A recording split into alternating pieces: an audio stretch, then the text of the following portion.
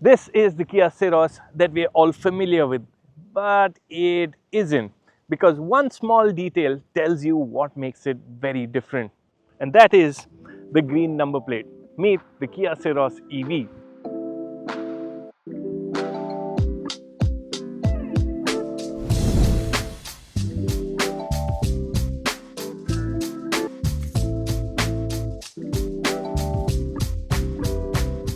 Before we go any further, I am curious to know, has the recent ethanol controversy opened you up to the idea of EVs?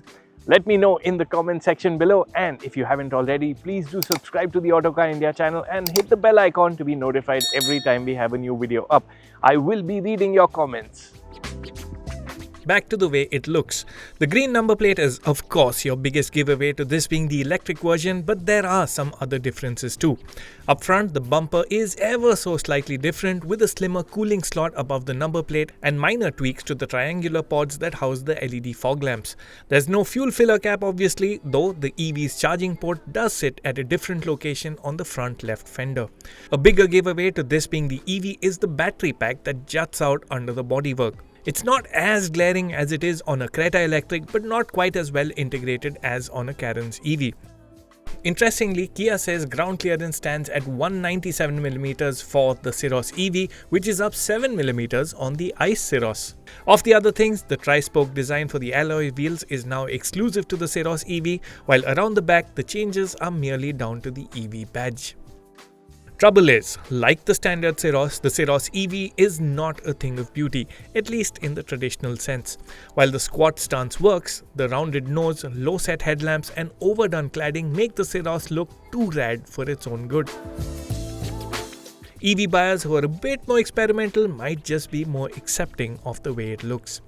That quirky exterior does hide a roomy, practical and very well finished interior. Now, the Syros EV shares much of its dashboard and cabin experience with the standard Syros, but there are some changes of note. For instance, the center console is completely different. Of course, there's no transmission tunnel, no gear selector over here, and what that has done is freed up a lot of space. So you get a nice storage area under this floating section, and you also get two adjustable cup holders up here. The shortcut buttons for the parking sensors and 360-degree camera are also within easy reach. There's another small storage box between the front seats. In case you're wondering where the drive mode selector has been moved to, well, it sits now behind the steering wheel on a dedicated stalk. So it's a twist and turn mechanism, and the stalk also houses the start-stop switch for the Syros EV. Other changes of note include this new steering wheel on the higher spec versions. The steering wheel comes from the Seltos. You also get paddle shifters, but of course their job is to actually control the levels of regeneration. A long press on the left pedal will give you one pedal driving, which I'll get to in a bit. Also packed in on the steering wheel are all manners of buttons for the ADAS functions as well as the audio player and also the drive modes. But what it misses is reach adjust. Otherwise, it's no different to the ICE-powered Syros, which means you get 12.3-inch digital dials, a 12.3-inch touchscreen, as well as a 5-inch display for the climate control system, though the same functions are easier to use via these physical buttons. In fact, if you see, there are actually quite a few buttons scattered on the dashboard, and that is good news from a user interface point of view. As for the 12.3-inch digital dials, they give their information in a neat manner. You get nice big graphics for the ADAS functioning, but what I would have liked is a bit more differentiation on the cluster between the driving modes. The main touchscreen is also very slick to use. And what is a nice inclusion is a dedicated EV screen, which tells you the nearest charger, gives you battery details and a whole lot of information in clear sight. The screen also packs in wireless Android Auto and Apple CarPlay and is the display for the crisp 360-degree camera. The catch is, the 360-degree camera comes bundled along with the ADAS suite and is only on offer on the range-topping X-Line trim featured here. Other features of note on the Syros EV include 64-color ambient lighting that also now extends to the footwells. The front seats are also pretty nicely done, though they're not as large as I would have liked them to be. But what is nice is that they pack in ventilation as well as partial power, just so fore and aft movement and backrest recline functions are via buttons.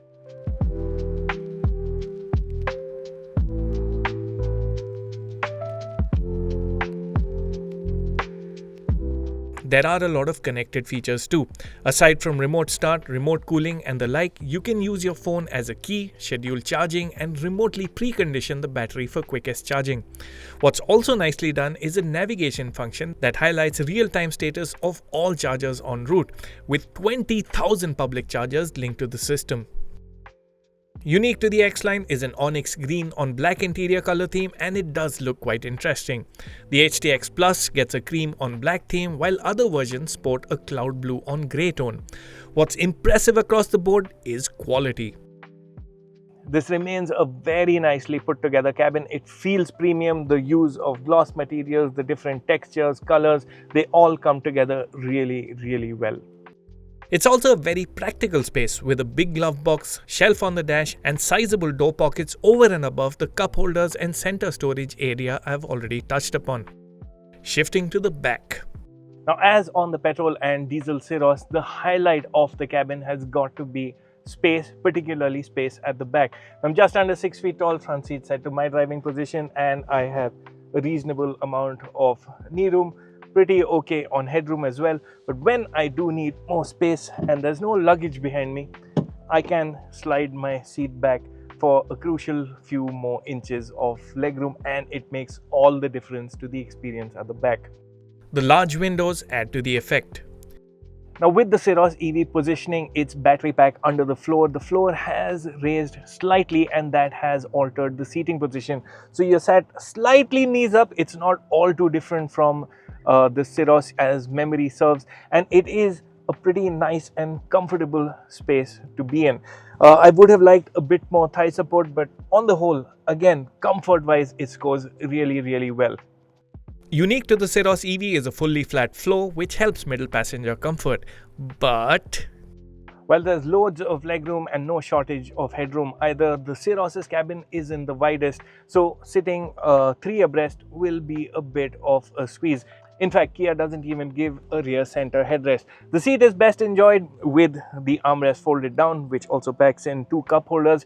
And if you look at features, you do get lots at the back of the Syros EV. So there's AC vents at the back, 2 USB Type-C charging ports. You also get a 16 amp 3-pin plug, which is exclusive to the Syros EV. There's a manual sunshade, which comes really handy on a day like this. Then there's ventilation, but it's only for the seat base. It doesn't extend to the backrest, but I'll still take it. And of course, you have the feature that you will tend to make the most of on a day of good weather: the panoramic sunroof that extends really far back. behind the rear seats, you'll find a large luggage area with 390 litres of space with the seats in the rearmost position and 465 litres with the rear seats slid forward. A space-saver spare tyre is included. Kia has also packaged in a 16-litre storage space under the bonnet. The bonnet is also home to a permanent magnet synchronous motor that drives the front wheels. Paired with the base 42 kWh battery pack, the motor makes 135 horsepower, while with the larger 51.4 kWh battery pack or extended range version as featured here, power rises to 171 horsepower. The drive experience expectedly is very different to the ICE Syros. Now with 171 horsepower on tap, the Kia Syros EV expectedly feels very alert, very sprightly. There's good performance on tap. You don't have to press too hard on the accelerator pedal for a quick overtake. And on the whole, it does have a performance side which is missing in the standard ICE Syros. Kia claims a 0 to 100 kph time of 8.1 seconds, which is impressive for this class of car. Of course, the motor feels its freest with the drive mode set to sport mode, but even in normal and eco, you have more than ample power, so you don't necessarily compromise on performance to get extra range out of the battery.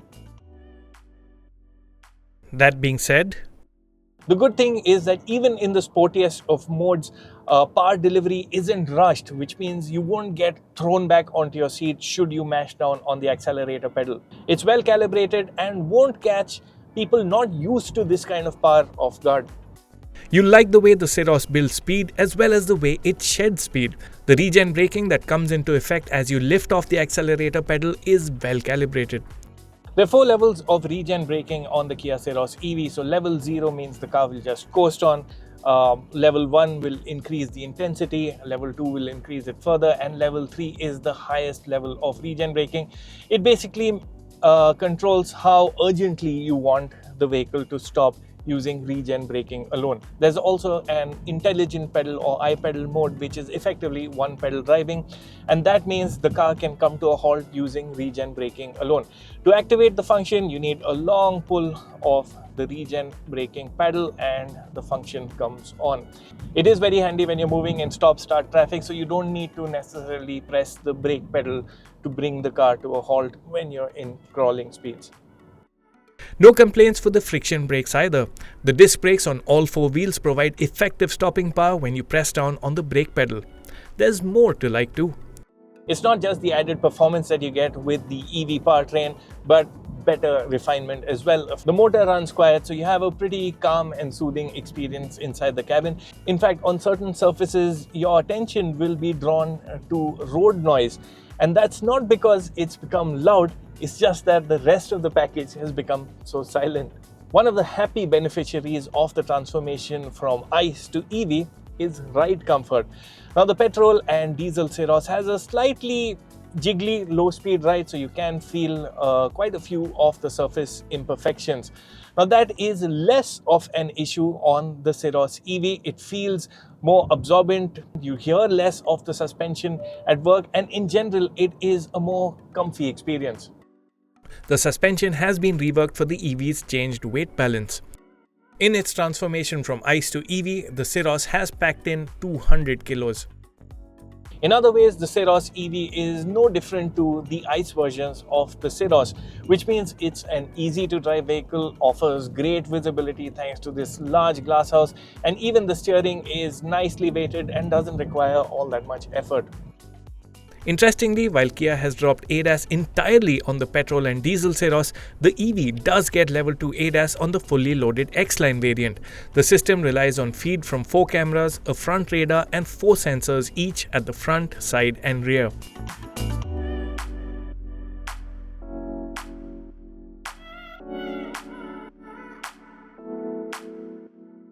The Kia Syros EV packs in camera and radar based ADAS functions, and while I haven't been able to put all of the functions to the test, I have experienced adaptive cruise control and like how well and gradually the vehicle slows down and adapts to the vehicle speed ahead. Lane keep assist has also worked really well, reading the road conditions well and doing its job to keep the vehicle centered in the lane.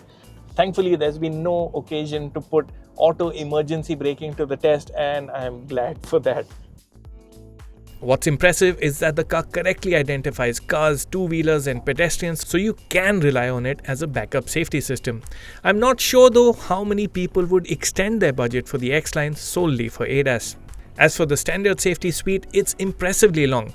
6 airbags, electronic stability control, hill start assist, ISOFIX child seat mounts are some of the features that are on offer from the base model. The Syros EV doesn't yet have an official crash safety rating, but considering the ICE version has a 5-star B NCAP rating, a similar result for the EV can be expected.